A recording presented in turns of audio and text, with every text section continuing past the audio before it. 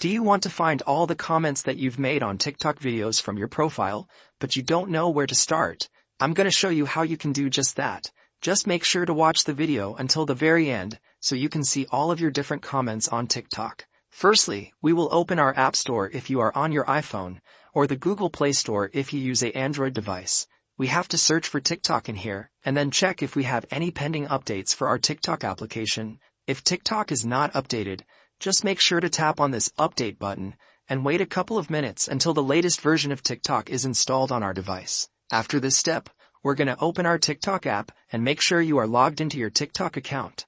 We have to go over to our TikTok profile, then tap on the 3 lines at the top right corner of the screen. We now have to tap on the settings and privacy option right here. And we're gonna get to this page. If you want to see all of your different comments, you want to find this Activity Center button and click on it. And then we'll see these different sections. We can see our watch history, comment history, search history, and many more things. I'll select the comment history section, and that's gonna open up a list of all the different comments which I've made from this TikTok account. I can tap on a comment, and that will open the video on which I left that comment, as well as the comment section with my comment at the top. And that's essentially how you can find all of your comments on TikTok.